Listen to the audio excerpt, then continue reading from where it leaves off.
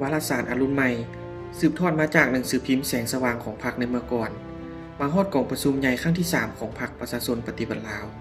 ในปี 1982 ได้ตกลงสร้างตั้งวารสารทฤษฎีและการเมืองของพรรคโดยคณะเลขาธิการศูนย์กลางพรรคได้ออกมติตกลงฉบับเลขที่ 12 ทับคลสพลงวันที่ 8 กุมภาพันธ์ 1985 ว่าด้วยการสร้างตั้งวารสารของพรรคโดยได้ใส่ชื่อว่าวารสารอรุณใหม่วารสารฉบับทำอิฐได้พิมพ์ออกในวันที่ 22 มีนาคม 1985 เนื่องในโอกาสเฉลิมฉลองวันสร้างตั้งพรรคประชาชนปฏิวัติลาวครบรอบ 30 ปี ดังนั้นในวันที่ 22 มีนาคม 1985 ได้เป็นวันกำเนิดและเป็นมื้อพิมพ์จำหน่ายฉบับทำอิฐของวารสารอรุณใหม่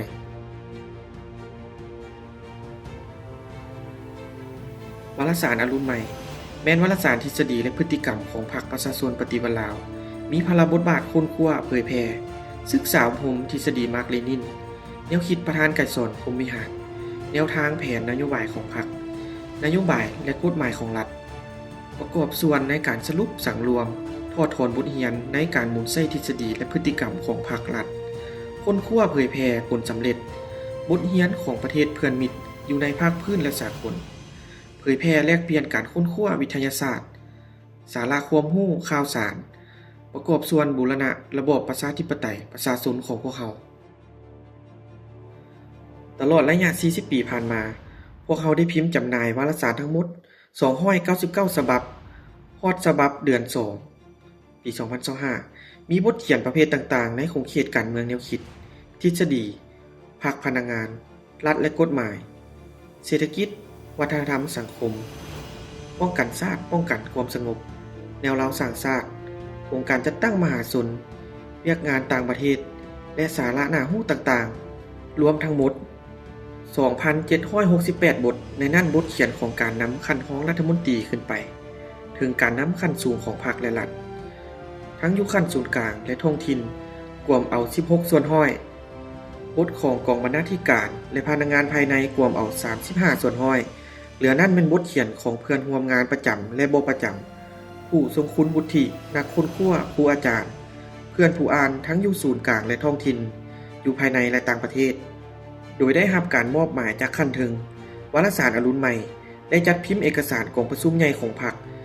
นับแต่ครั้งที่ 4 จนถึงครั้งที่ 11 ในปัจจุบัน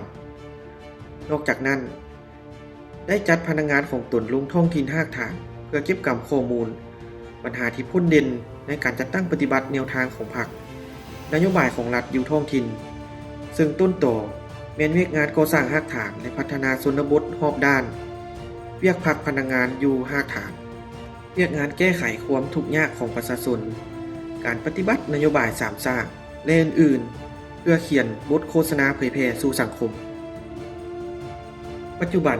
วารสารอรุณใหม่ได้มีการพัวพันสนิทแนบกับวารสารกงซ่านของศูนย์กลางพรรคคอมมิวนิสต์เวียดนามและวารสารเซียวซื่อของศูนย์กลางพรรคคอมมิวนิสต์จีนด้วยรูปการแลกเปลี่ยนเอกสารข้อมูลการช่วยเหลือด้านวิชาเฉพาะการแลกเปลี่ยนบทเรียนการเคลื่อนไหวเวียกงานวารสาร